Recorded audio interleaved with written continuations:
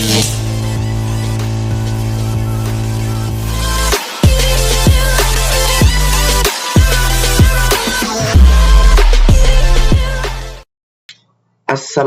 warahmatullahi wabarakatuh. Kembali lagi bersama saya Muhammad Faris Arfadi. Di sini kita sudah memasuki bab yang kelima ya teman-teman, yaitu mikrotik akses.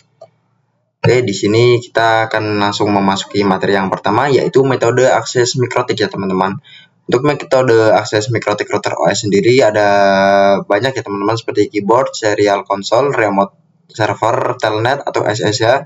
Kemudian kita bisa menggunakan aplikasi Winbox, FTP, API, Quickset, dan Webpack atau HTTP. Kemudian ada MAC Telnet, kemudian ada lokal atau Winbox terminal menu, dan kemudian yang terakhir ada mikrotik TIC app ya teman-teman.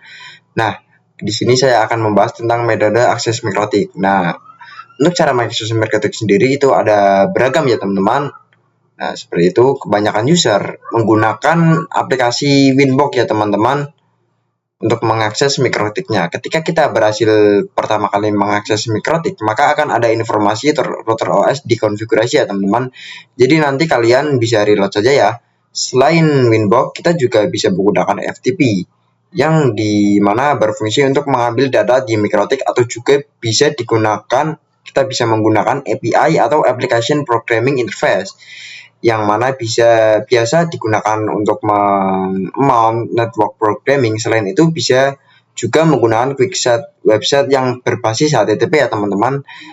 Kemudian ada menggunakan yang namanya mikrotik TIC app jika kalian ingin mengecek mikrotik interface-nya, bandwidth-nya beberapa secara real time ya teman-teman, berapa gitu bandwidth real time-nya ya teman-teman, maka bisa menggunakan mikrotik TIC app ya teman-teman. Oke, kita akan lanjut ke materi yang kedua, yaitu akses real mikrotik router OS Winbox.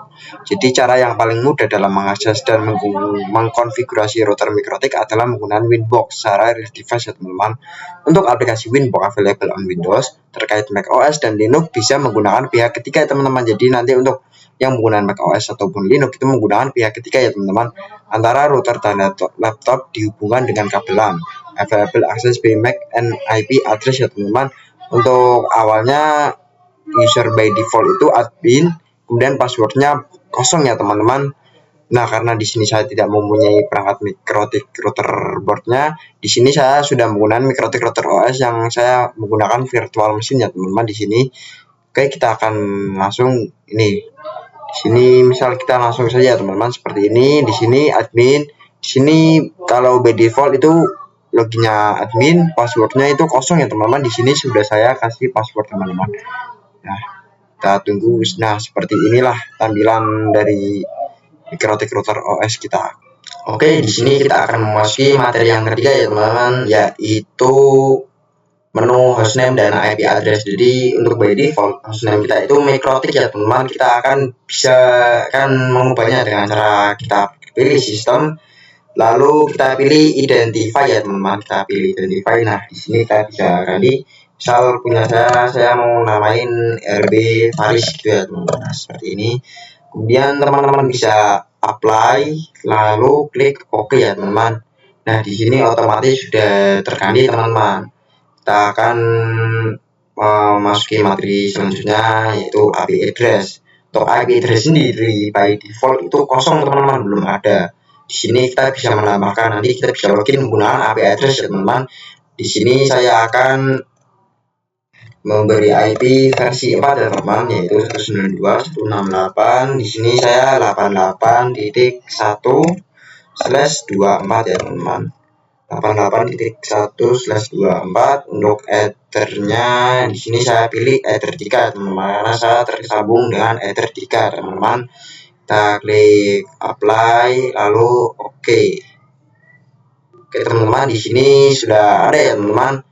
Nah, di sini saya akan memasuki materi yang selanjutnya, yaitu di sini saya akan menjelaskan fitur-fitur yang ada pada mikrotik ya teman-teman, mikrotik atau Winbox. Di sini saya akan menjelaskan fitur-fitur pada Winbox ya teman-teman.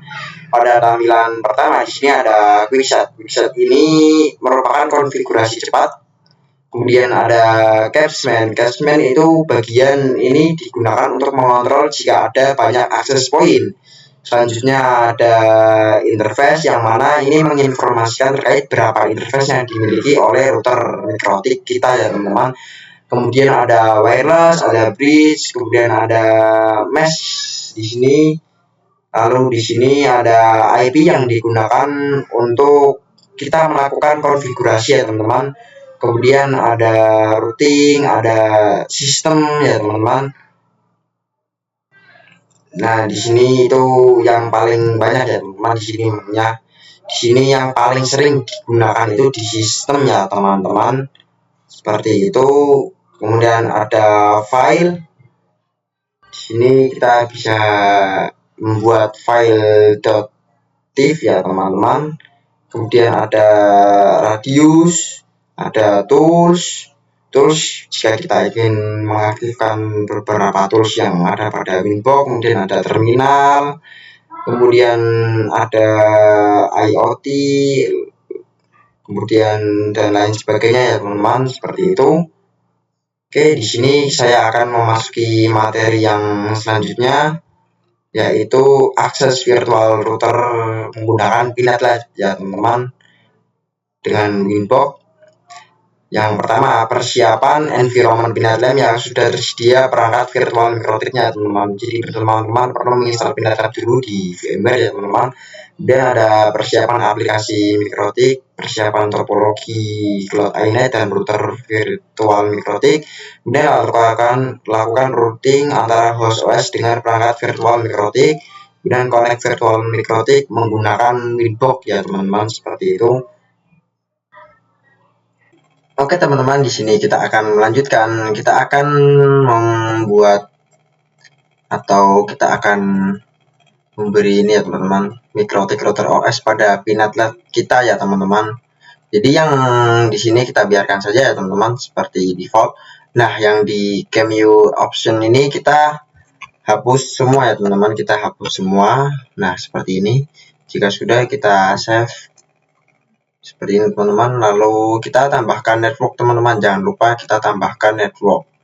Untuk networknya sendiri kita bisa kasih nama teman-teman. Di sini saya mau kasih nama ISP atau Internet Service Provider ya teman-teman, atau penyedia layanan internet. Kemudian untuk tipe networknya saya pilih Management Core, akan mendapat IP yang 192 ya teman-teman. Kita save. Oke, di sini sudah jadi ya teman-teman. Kita tarik langsung, kita save ya teman. Oke, di sini kita nyalakan dulu teman-teman. Nah, jika sudah, untuk terhubung ke Winbox kita perlu memasuki ininya dulu nih teman-teman, terminal dulu. Kita tunggu.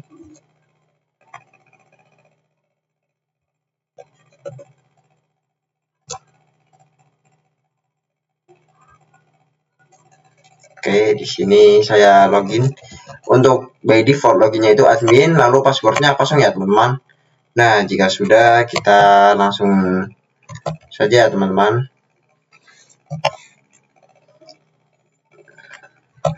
Nah, di sini kita bisa lihat langsung saja IP address-nya berapa. IP address print seperti ini perintahnya teman-teman. Nah, ini yang kita dapatkan dari DHCP ya teman-teman. Ini yang kita dapatkan ya teman-teman. Oke, kita langsung saja ke Winbox-nya. Di sini teman-teman ada ini. Yang ini ya teman-teman, yang punya kita. Kemudian kita connect ya teman-teman. Oke. Nah, di sini kita sudah berhasil login menggunakan Winbox ya teman-teman di Pinat. Oke, kita akan memasuki materi yang selanjutnya, yaitu mengakses router port menggunakan WebVic teman-teman. Jadi WebVic ini diperkenalkan sejak router OS versi kelima ya teman-teman, dengan fungsi yang sama seperti Winbox. Kemudian WebVic juga sudah support IPv4 dan IPv6 ya teman-teman, kemudian support HTTP dan HTTPS. WebVic Webfig juga sebagai alternatif dari Winbox teman-teman. Untuk mengakses router board via Webfig bisa dengan mengetikkan IP router pada browser http kemudian //, kemudian IP routernya teman-teman, seperti itu. Nah, kita akan memasuki materi yang selanjutnya teman-teman. Jadi di sini untuk memasuki materi yang Webfig itu kita harus lihat IP-nya teman-teman. Di sini IP-nya yaitu 155 ya teman-teman. Oke, kita akses saja langsung di browser ya teman-teman, yaitu http 2//192.168.136.155 ya teman-teman, seperti ini. Nah, seperti inilah tampilan pada Webfig ya teman-teman. Oke teman-teman, kita akan memasuki materi yang selanjutnya teman-teman, yaitu QuickSet. Jadi apa sih QuickSet ini? QuickSet ini adalah konfigurasi cepat yang disediakan oleh Winbox ya teman-teman. Ini fitur baru yang disediakan oleh Winbox, yaitu settingan dasar router dalam satu tampilan. Jadi kita tidak perlu menyeting-nyeting lebih rumit lagi teman-teman. Ini sudah settingan dasar dalam satu tampilan. Konfigurasinya juga cepat ya teman-teman, dan dapat diakses melalui Winbox maupun Webfig teman-teman, seperti itu ya teman-teman. QuickSet merupakan fitur dari Mikrotik ya teman, maaf bukan Winbox, saya salah ucap tadi. Oke, kita masuk ke materi yang selanjutnya saja, yaitu Remote Access Telnet atau SSH. Jadi based on Terminal Command Line Interface ya teman, akses router via CLI dapat dilakukan melalui SSH, Telnet, Console, Net Terminal, yaitu Winbox dan terminal Webfig ya teman-teman. Digunakan untuk merunning script atau ketika akan mengakses router dengan keterbatasan bandwidth. Kemudian juga untuk mengakses router via remote SSH atau telnet, maka bisa menggunakan aplikasi remote client seperti PuTTY, WinSCP, dan yang lainnya teman-teman. Nah, untuk ini kita bisa praktekkan saja secara langsung teman-teman. Oke teman-teman, di sini kita tinggal masuk ke PuTTY saja ya teman-teman. Kita masuk ke PuTTY ya teman-teman. Kita cari PuTTY C. Nah, kita masuk. Di sini kita ketikkan saja IP dari router kita teman-teman, yaitu 192.168.136. Di sini 155 ya teman-teman. Kemudian ini menggunakan order. Nah, untuk telnet sendiri by default itu portnya 23 ya teman-teman. Jika sudah, kita open saja langsung teman-teman. Nah, untuk login kita admin, password kita kosong. Nah, tampilannya sama ya teman-teman, seperti yang tadi di Mikrotik router OS kita. Seperti ini ya teman-teman. Jika sudah berhasil, tampilannya akan seperti ini. Oke, kita akan masuk saja ke materi yang selanjutnya, yaitu kita masuk ke materi yang selanjutnya, yaitu konsep serial console. Jadi serial console ini digunakan apabila kita lupa atau salah dan telah mendisable semua interface pada Mikrotik teman-teman. Serial console dibutuhkan saat kita menggunakan net install ya teman-teman. Kemudian remote via console membutuhkan kabel DP9 atau konverter USB ke DP9 menggunakan program Hyper Terminal, baud rate 115.200 ya teman-teman, data bits 8, parity non, kemudian stop bit 1, dan flow control non ya teman-teman. Dan cara menggunakan serial console bisa teman-teman lihat, yaitu masuk ke terminal seperti PuTTY contohnya, kemudian pilih connection tipe serial dan sesuaikan serial LAN COM yang dapat dilihat pada device manager teman-teman. Lalu speed baud rate yaitu 115.200 yang dikhususkan untuk perangkat Mikrotik ya teman-teman. Oke, mungkin segitu saja video saya pada bab kali ini. Kurang lebihnya mohon maaf apabila ada salah kata, dan apabila banyak kekurangan teman-teman mohon maaf. Wassalamualaikum warahmatullahi wabarakatuh.